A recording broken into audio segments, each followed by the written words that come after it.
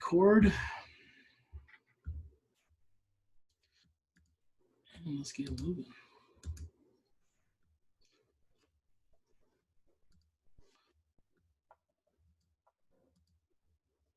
All right, so this is distance learning collaboration with writing and images. The idea here, let's get collaborating during distance learning. Again, this also can be done. It's actually better, more well done with when you are face-to-face with students, but these are some ways to kind of do this in a distance learning environment. You have this bit.ly right here that you'll see, bit.ly/collab write image, all lowercase. So again, my name is Adam Juarez. I'm a tech integration coach for grade 6-12 for Cutler-Arosi Joint Unified School District out in rural Tulare County here in Central California. It is about 103 degrees right now at my house, so trying to do my best to stay out of the heat. But yeah, that's the Central Valley heat during the summer. So again, this is the end of my 15th year as an educator. First 10 years I taught U.S. and world history for grades 7, 8, and 10 and 11. And the last 5 years I've been on assignment as a tech integration coach.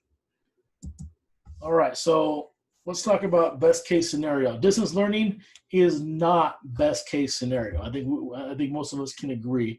Not the best case scenario. You know, just nothing can really ever replace that, that face-to-face, environment working with students, just having that relationship with kids.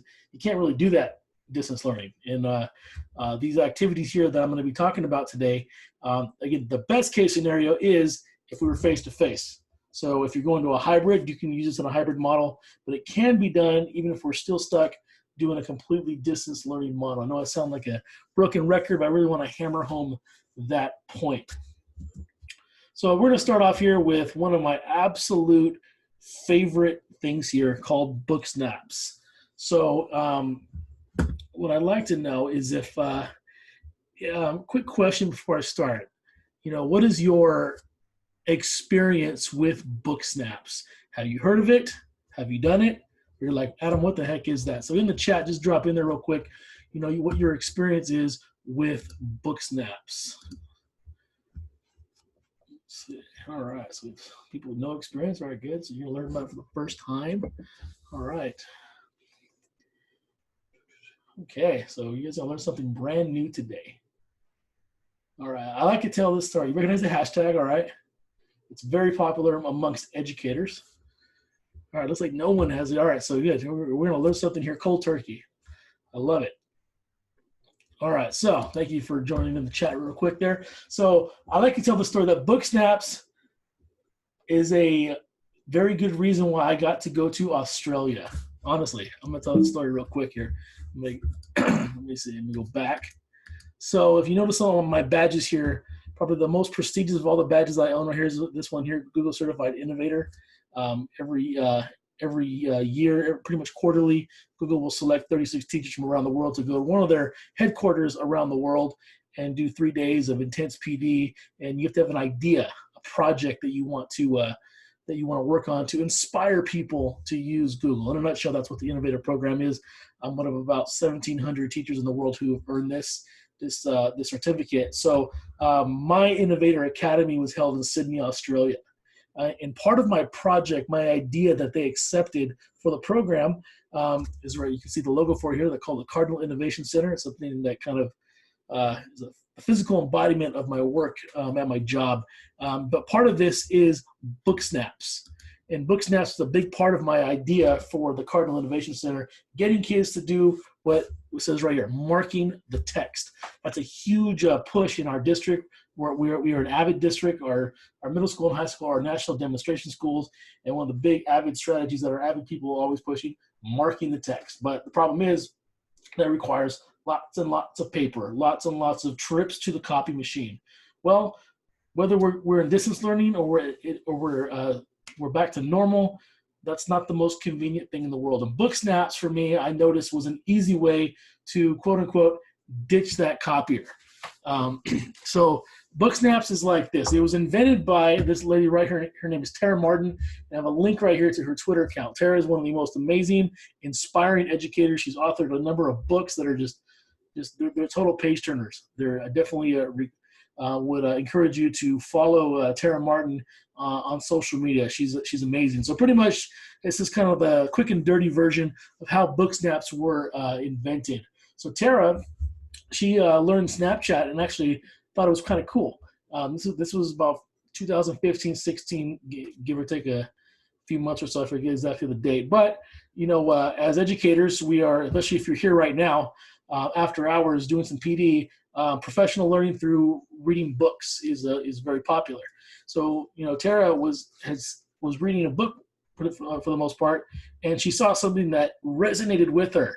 So she pulls out her phone, takes a picture of that page with Snapchat on her phone, uses the annotation tool to circle the part of the page she thought was powerful, was a powerful statement, use the text tool to write a statement about why it was powerful, and use emojis to support what her claim was about why it resonated with her. And in a nutshell, Book Snaps were born. And it has started, for the most part, as she started talking about it, she made it kind of popular, and she invented the thing. It started just among educators, doing Book Snaps for book studies, for professional learning. And then I come across it, I'm like, this is fun. I started doing it for my own professional learning. And then I'm like, I can adapt this to students. This is a great way to mark the text, to get kids to, underline main ideas. I mean, all these different things here are all things that you can do with a Book Snap. So I like to see it as a way for kids to identify. They can identify an author's claim. They can identify a theme and support it with some short writing and some images, and the kids think it's fun. So some of you are thinking like, well, Adam, you said Snapchat. We can't have Snapchat in the school. Not every kid has Snapchat. So don't worry, because everything on a Book Snap can be done with Google Slides. It can be done with PowerPoint. It can be done with Seesaw if you're working with younger kids. So Book Snaps is a very versatile activity, and I'm going to kind of walk you through what this looks like and how to kind of set this up. So I'm going to go ahead and show you some examples. These are real examples from real human children that I've worked with over the last 4 years since I've jumped on this Book Snaps bandwagon. Let's see here. So right here, this is one that was actually done with Snapchat. This was a high school class where they were I forget exactly what they were identifying, something that kind of shocked them. And so they're reading an article. So in this case here, they actually used Snapchat. This wasn't actually I think like a junior, so they're a little bit more mature. I believe it was an Avid class. So our Avid students are a different breed than our run-of-the-mill students. So the teacher really had a good rapport with them, and the kids were responsible enough to use Snapchat in the class. So in this case here, this is an example where you see where they circle using the annotation tool the part of the text that resonates with them or is evidence of a claim or whatever you give what you want kids to identify. And they use the text tool to kind of explain it, and they use emojis and pictures to support it. Here's from a 6th grade class. This is actually during their accelerated reader program. Myself personally, I'm not a fan of accelerated reader, but I figured if we're going to be doing this, if we want kids to really engage with the reading, I thought, why don't we use Book Snaps to be like mini book reviews? So what kids would do when they would pass a test on AR, they had to do 3 Book Snaps. Their favorite part, the part they didn't like the most, and then something that was kind of shocking or so in this case, this was from a book that a student read, and they did this all on Google Slides right here. So they used their camera on the in this case on their Chromebook. And they took a picture of a page. This was their shocking one. What was shocking? So they circled using the scribble tool, circled the part of the text that they thought was shocking, and then they wrote a statement about what was shocking about it, and then they used pictures and images to support it. So again, why would you light a turtle on fire? For them, that was shocking. And I put their Book Snaps on a little website so kids can click on this book, see what the Book Snaps kids have done for that book, and it served as a mini book review. So again, these examples here are going on 4 years old right now. Here's one from an actual textbook. And again, this is all done with Google Slides. This is from a history class I taught about the beginnings of the Cold War. So this is where I work. This is 10th grade world history. This is straight out of our textbook. So what I would do, I would curate. So in this case, the kids didn't take the pictures. I screenshotted the text, and I put them on slides, a series of slides, sent it out to them through Google Classroom. And so what I did is that on each slide, this right here, Mary starts to crumble. This was the clue they had to find evidence from. I tell them whatever clue I put, there is evidence of that clue in each picture of text. And it's your job to identify which part of the text is evidence of that clue, and then they have to support it with a statement, and then use images to support it. So I tell them you have to put at least one picture, but no more than 3. If you don't give them those parameters, kids will put like 30 images and they take forever. So you have to kind of walk them through it here. So in this case here, Mary starts to crumble. These are all some text about the beginning of the Cold War and how the relationship between the United States and Soviet Union began to kind of fall apart when World War II was over. This one here is my favorite right here. So what they did right here, they circled. So really all that matters is what they circle. So what was evidence of the marriage starting to crumble between the U.S. and Soviet Union? So it's right here, conflicting ideologies and mutual distress soon led to a conflict known as the Cold War.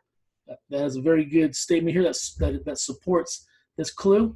And what they did, they show it's like a marriage. They put the Soviet and U.S. flags on this little emoji of a married couple, and then they put a broken heart. So I thought this student really captured the spirit of this. And then right here, it's all good things until suspicions start to grow. So this was their statement that supported what they circled, and then their images will then support what they wrote and what they circled. So again, that's the kind of format that the kids will kind of follow. So definitely something that's best case scenario done in person, but kids can do this in distance learning, either on their own or collaboratively. So you want to get like, Adam, how could they collaborate on this? So I'll show you how that works. So if you give them a series of slides with different pieces of text on it, kids can, if they're working on a shared slide deck, they can take turns. Well, one person's job is to circle the evidence. The other person's job may be to find the pictures and type the statement, and they can switch off slide to slide. That's an easy way. That's an accommodation that I've done for kids to get them collaborating. A lot of kids like to do it on their own. Others will, if they need to work as a partner, that's definitely a way of turn taking and setting roles. And I'll go into more detail about that. Let's see. All right. Let's move that over there. All right. So here's kind of like your kind of cheat sheet here for getting started with BookSnap. So kind of right here, step number 1 is find an image of text. So for me, it's screenshots. A lot of our curriculum has an online portion. If you can grab some screenshots and paste them onto some slides, that's going to be your first step. So find images of text where you physically take the picture, you can scan it, you can screenshot it from the online version. But sometimes if you're pulling, you want to pull some articles, you can get excerpts of articles, screenshot them, drop them onto a slide. So once you know where your source is of the images of text, then you have to create your Google Slides presentation. So think of this as like being your template. So once you have that created, you're going to paste those images of text onto your slides. Once your slides have the images on there, the instructions could be the same for each slide, or it may vary based on what the text is or what your learning goal and learning target is. But you want to put instructions for the themes and claims, etc. you want kids to identify. So tell them, what to look for. Maybe on this page, you're looking for evidence of this theme, or maybe textual evidence of this claim. So it's completely, totally up to you on how you do that. So once you kind of have all your slides set up with your instructions, with your images of text on the slides, then you're going to create an assignment in Google Classroom. So once your assignment's created, you've given some instructions, you've added what the points are going to be, and what you're going to do is then you're going to add that template presentation from Google Drive. And then for the permissions, you're going to do the one where you make a copy for each student. So you'll do this, make a copy for each student, if you're going to have the kids work solo. But what about if you want them to collaborate? I'm going to show you a screenshot on how you can get it where they have the kids collaborate. So if you're not going to do the collaboration piece, you simply just skip ahead to assign. But what if you want kids to work in partners or groups of 3? So this is where you can do that now. So this is kind of what the anatomy of assigning a BookSnap looks like in Google Classroom. So right now, this would be my template right here. And title, you can add your instructions. So what I did to get this here, I would have clicked add. It opens up my drive. I would select those slides, and I would change this right here to students can edit file, not make a copy. So if I want kids to collaborate, I want to make it so it says students can edit, so that they're going to be working on the same one. So by default, all the students, if I said make a copy for each student, it goes to all students. But if I just want small groups, maybe of 2, 3, what I'll do is go students can edit file, and then I will just check mark the kids that I want to work on this. And maybe if I want maybe these 3 kids here, I'll make another assignment, attach this again, but then give them edit permissions, and then I would just check mark these kids. So these 3 kids are going to work. In this case right here, these 2 kids are going to work on this version of it, on their version. Actually, you know what? I think I made a mistake here. Actually, no. So I would have separate, I'm sorry, I skipped a step there. I would have separate copies for each group. So if I have, let's say there's going to be 5 groups, or what I'll do when I make my template, I will make 5 different versions of that, and I will assign each one with edit permissions to those kids. So if this was like the next one for this next group of kids, when I remake this, it might be a copy of BookSnap Practice number 2. That's the one that I give edit permission to, and I check mark those kids. Only those kids have access to it, and then they can easily collaborate on this. So again, the teacher then assigns with Google Slides only specific students with can edit permission. The students are given roles. So if you're going to have them collaborate, you may want to put some extra instructions on one of the slides or in here that they have to take turns. Let's say there's 2 kids, and then let's say there's 6 slides. So on the odd number ones, partner A will do the identifying of the text, circling. Partner B will do the writing and adding images, and then they rotate then it flips for the even number slides.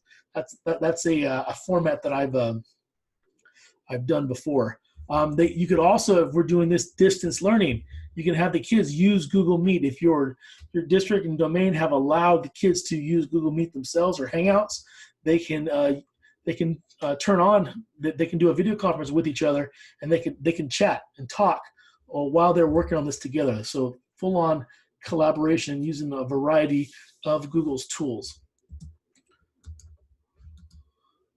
Oops, too far. All right, so I'm going to show you guys an example right here. This is a sample of a BookSnap. So this is a very simple one. This is where I just pulled some a screenshot of some text from a textbook. I believe this is a 10th grade U.S. history or world history. So the clue here is cleaning up the mess from World War II. So I'm going to go ahead and get out of present mode. Go. There we go. And kind of show you how this works and how the kids would use the different tools. And I have videos that I can share with you to show you how to the whole process that you can share with kids. So here, kids, watch this video. This will show you the entire process of how you complete a BookSnap. So also you can show them a clip of this as well, because I am recording this. So step number 1 is to identify the evidence. So here's my clue: cleaning up the mess from World War II. I'm not going to read this whole paragraph to you. I'm not going to patronize you, but I'm going to go ahead and then I'm going to circle the piece of the text here that I think is evidence of this clue.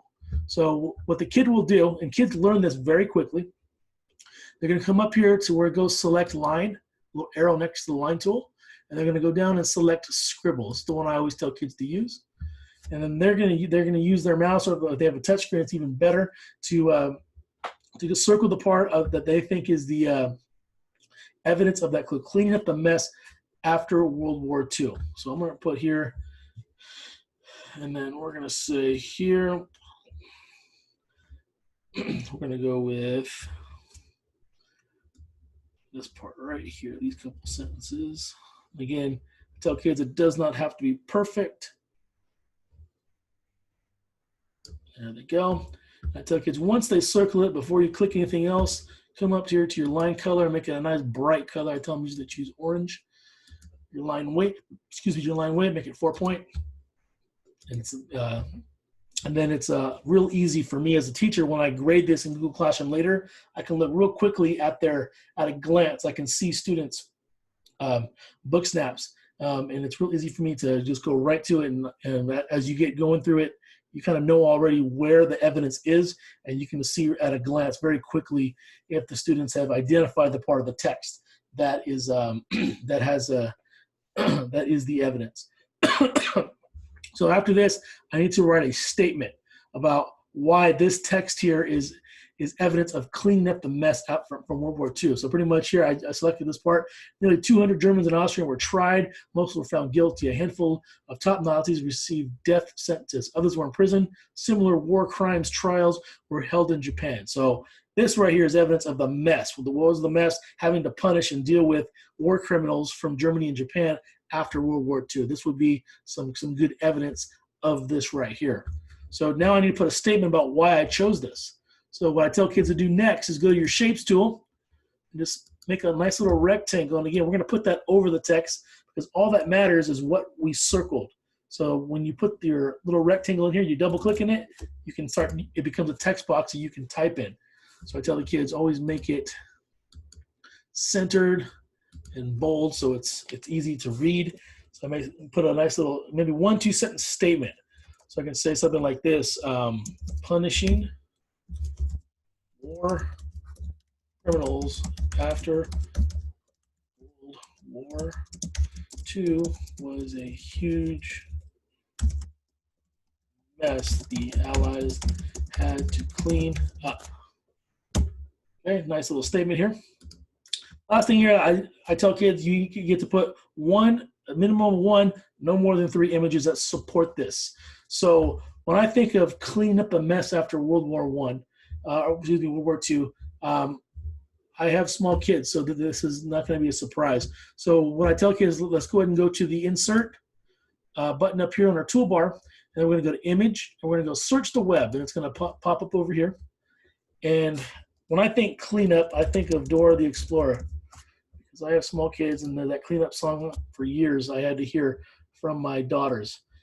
So I'm going to go ahead and choose one of these Dora pictures. And every picture you see here is Creative Commons safe. They're free to use. You're not going to be violating any copyright. That's the beauty of doing the search here within Google Slides. So let's say I'm going to take this picture of Dora. It could be an emoji. It could be something like this that I'm making the learning personal now. This is from my own personal experience. And I just kind of paste that on there. I want to add another one. Might put here, let's see, oops, wrong button. Try that again. Clean emoji, I don't know if there's a clean emoji. Let's see, not really. Let's see, let's try mop emoji. Is there a mop emoji? Here's one right here we can use. So mopping has to do with cleaning. There it goes. I might put that right here. So both of my pictures have my pictures here of Dora with the cleanup song and the mop. These are 2 things that support this claim or this clue here. It supports what I wrote, which also supports what I circled. So ladies and gentlemen, in a nutshell, this is what a book snap is. That there's many layers of thinking. And if kids are collaborating, if we have multiple slides where kids have to work on this, you may partner A has to do the identifying on the even numbers. Partner B then does the statement and then the images for the even numbers. Then they switch roles for the odd numbers. Let's see, we have a question here in the chat. Let's see, do you set a timer for this kind of work? Let's find images. Early on, yeah, kids will take longer to do that. I do give them a certain time limit. before we had distance learning and this whole quarantine situation, I would dedicate, in a high school class, usually on our block days, a good 30 minutes for kids to work on this. If they were collaborating, they tend to work, I don't know, that could take longer, but whatever wasn't finished became quote unquote homework. But yeah, you definitely want to set a time limit, because whatever time limit you give kids will use it. You're not going to get a lot of kids who will try to get it done quickly, at least in my experience. So yeah, definitely setting these time limits is a good thing when we're thinking of a distance learning model. This is something that you could do if you're using Zoom in a breakout room. That could be something. So you give them a time limit there, or if you're doing an asynchronous learning model, where you may assign this as something that, okay, we're signing on Monday, is due Friday, so they have the kind of week to work through it. Definitely a variety of options there, but for in-person work, definitely set a time limit, because if not, the kids are just going to kind of lollygag, and just having that metaphorical gun to the head of the countdown of the time does get kids to focus a little bit better. But great question. Let's see. Thank you. All right, so we're going to go ahead and move forward here. Let me show you another version of this, of a book snap. So in this case here, this is a different version of it, where you just kind of have the kids have to simply look at an image and type what they think is going on there. So write a short story. So I might tell the kids, give me at least 4 sentences explaining what's going on in this image. And then they have to put at least one image or emoji, at least one, no more than 3, somewhere around here on the slide, that summarizes, that supports what I wrote here. So this is actually a trial scene from To Kill a Mockingbird. So this could be, if you're working on a novel, you find a picture of it and have them kind of type out what's going on. You can do a series of these on a series of slides. And again, the kids can collaborate on this, in person or distance learning, where you can set the roles and they switch off. Even odd is my kind of go-to for that kind of collaboration. So maybe on the odds, partner A is typing, and partner B does the images, and then they switch off for the even. So this is just another example. I'm not going to demonstrate this one, but this one's like super easy to set up. You just need to find a regular picture. You're not looking for text. So our next strategy I wanted to share with you is this one here with a funny name. And this is called Cyber Sandwich. Cyber Sandwich was invented by this lady right here. Her name is Marlena Hebern. She lives in Fresno, not too far from me. And this is her and I a year ago in Philadelphia, hanging out at the ISTE conference. And Marlena came up with this as part of a book called Edu Protocols. Now, this whole series of lessons that I'm doing with you guys right now is put on through a company called Q, stands for Computer Using Educators. And Marlena co-authored the book, Edu Protocols, with one of Q's former Q executive director, John Carippo.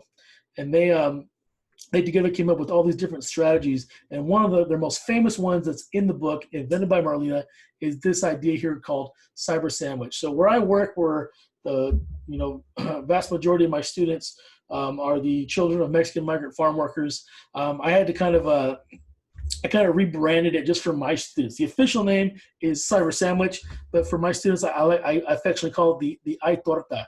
They understand that a little bit better. They connected with it a little bit better. But the official name is Cyber Sandwich. So if you see me put this, I mean Cyber Sandwich. I'm just trying to accommodate my students and get them to buy in a little bit more. So what this is, it's a great way to get kids to not only build slides, but then they read text, they summarize, they collaborate, they identify similarities and differences, and practice collaborative paragraph writing. So Marlena came up with this whole structure of this activity called Cyber Sandwich. And her co-author, John Carippo, says Cyber Sandwich, for him, if he ever has to teach the old-fashioned 5-paragraph essay again, then he's going to have it do a Cyber Sandwich. So Monday, we Cyber Sandwich our introduction. Tuesday, we Cyber Sandwich our next paragraph. Then our next paragraph. By Friday, they do a Cyber Sandwich to do their conclusion. You have a paragraph each day written collaboratively. and it's getting kids to write in a way that kind of tricks them. That they're not really writing the old-fashioned traditional way. It's a great way to get those kids collaborating and having a real empowered, engaging time doing their writing. So to learn more about Cyber Sandwich and other Edu protocols, this link I'm giving you right here is to the Edu Protocols website. There's 2 books. There's the Edu Protocols Field Guide Volume 1 and Volume 2. That came out 2 years ago. Volume 2 came out last year. They're bestsellers. They're on Amazon. I think they're less than $20 each. They're not very much. They're great quick reads. There's so many, quick little tips and ideas, simple ways of using the technology to get kids empowered and collaborating. And these things can be done, in a distance learning environment. If you want to learn more of how Cyber Sandwich and other Edu protocols were done in a distance learning environment, this link right here takes you to the Edu protocols conversation we had last night on my Twitter chat, CB Tech Talk. I actually had the pleasure last night of hosting CB Tech Talk on Facebook Live. Her co-author, John Carippo, and another Edu Protocols guru. Her name is Kim Vogie from Southern California, and they were talking about how to use Edu Protocols in distance learning. If you click on here, you can relive the conversation we had on Twitter.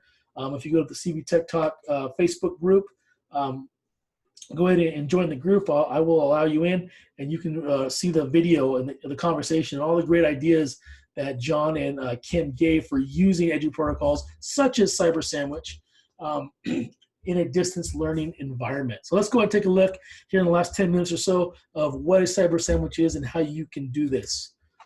So I'm going to start off here by showing you a sample here. So again, this Google Slides is going to be the base here. So what I start with in my Cyber Sandwich, or what I call it, the Ay Torta, I give my kids a kind of an essential question here. So in this case, it was at the turn of the 20th century. Why did immigrants come to the U.S.? And for my kids, I translate everything to Spanish, and the kids have to put whoever's partner A, partner B, they have to label it on the first slide. So needless to say, this is a shared slide between 2 students. This is built for collaboration. This is not a solo activity. So partner A, partner B will have their own slides.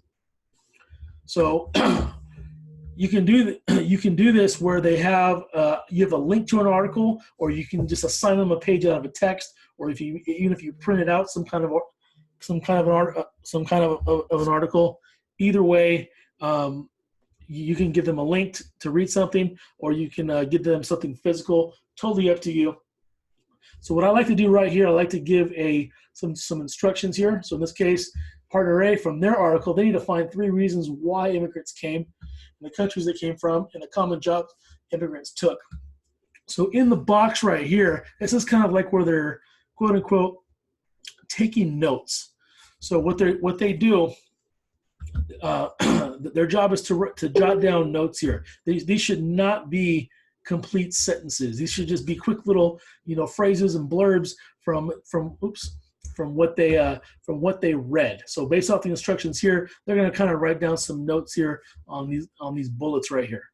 So partner B is going to do the same thing. So their article it can be something different. It can be a totally different article about the same topic, or you can have them read the exact same thing and see what they come up with. In this example I'm showing you here, it was a different article. It's about the same topic though, about immigration. In this case here, I tell the kids who are reading this article to look for 5 things immigrants endured at Ellis Island and 5 things after Ellis Island. So they're looking for, having them look for things. This is where they kind of jot down their notes. So these first 2 are just kind of note-taking slides for their partners. So this is, again, 100% collaborative. It's like a mini jigsaw, if you want to call it that. So this is where you kind of put in time limits. I usually give kids, you have 10 minutes to read and find your notes, because otherwise they'll take a whole hour. You've got to give them that time to actually, or else you're just going to lose track of time. So the next slide here is a 100% collaborative slide. The first 2 were solo. Now this is where they collaborate. So this is kind of, you can put in a Venn diagram. I like to use just a simple little table here when I build this. So partner A is going to be over here. Partner B is on this side. So they have to look at their notes And I like to have them say, take your notes and turn them into sentences. So in this case here, they had to, so partner A, if we go back, they need to write one sentence summary for each A, B, and C. So if I go back here, here's A, here's B, here's C. So they have to summarize their notes here in a sentence for their part right here.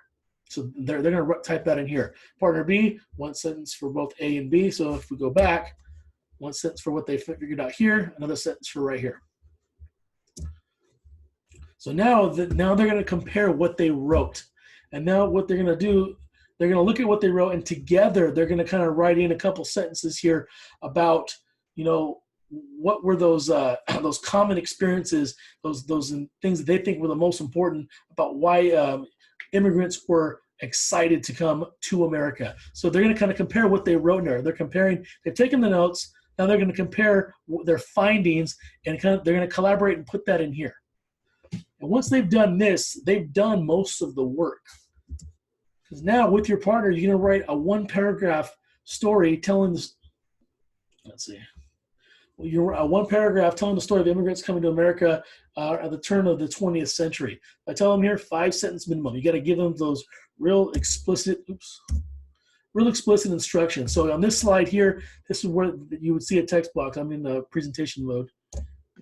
Get out of there. See, they click that to text, and they would be going back and forth. So if they are in person working, you know, partner A may have his Chromebook open with this slide, so they're looking at the notes here, and they're telling partner B, who's sitting right next to him as an elbow partner, you may be telling them what to type, and they really collaborate on this paragraph. They've done a lot of the work already right here. They have their information. Now they take these sentences they've written, and then they construct it here.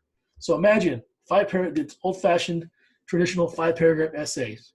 5 days in a week, you knock out each paragraph in that essay in this collaborative way.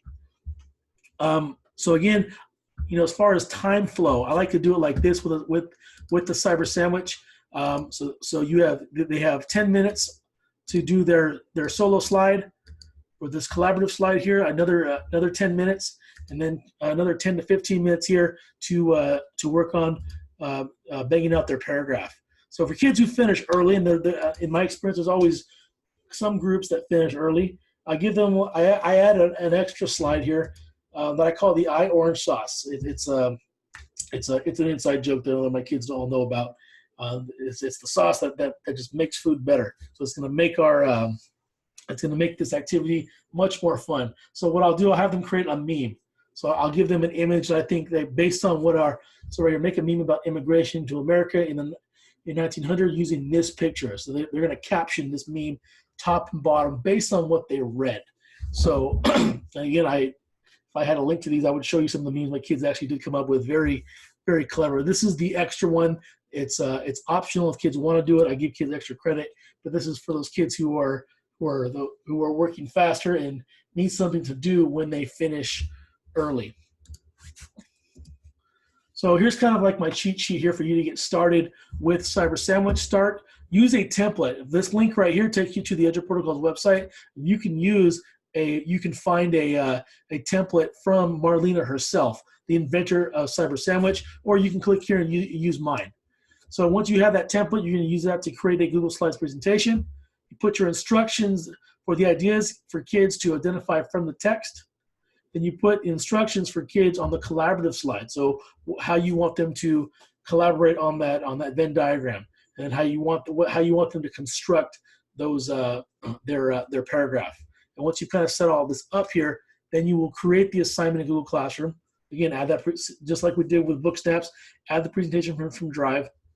You make a cut. If you can again, that's an error right there. You need to do this edit. So here, make it and edit each student. Let's see here, in group. Caught my mistake there. Here we go. So again, you may be assigning this to multiple kids, like I showed you with the Book Snaps, and then you give them edit permission so they can edit that shared slide deck. And again, you assign to pairs or trios. I've seen this done. seen this done with groups of 3. But for first timers, start off as doing this with pairs and not trios. All right, we're gonna go ahead and, so again here, same idea that I showed you with the book snaps. So I'm gonna leave you the last few other ideas for things you can do to foster collaboration and distance learning, or a hybrid model this fall. So one thing you can do is Jamboard. Jamboard is Google's digital whiteboard that's collaborative. This is actually my friend here, Tom Mulaney. Him and I were at Google headquarters playing with Jamboard. If you click on this link right here on this image, it takes you to Tom's YouTube channel, where he has tons of Jamboard how-to videos. Definitely something for you to check out. Right here is you can check out my videos of how to use this with Google Sites. And my idea is another one, how to get kids writing often collaboratively with bloggers. So each picture here is a link to to a different resource that can help you kind of think how to get kids collaborating in a distance learning or even a hybrid environment. All right, so again, I want to thank you guys for coming in, hanging out with me on a Thursday afternoon, wherever you guys are in the world. Again, I appreciate you guys hanging out, and I will stick around for as long as you guys need. You want to pick my brain, ask some questions, feel free to drop in the chat or unmute your mic and call me out. But again, when you have a session with me, you get free tech support for life, and I will I will respond within 24 hours.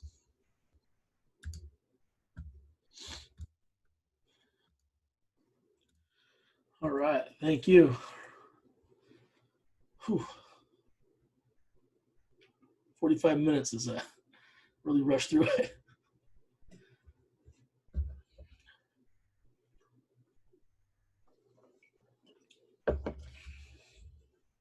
All right, cool.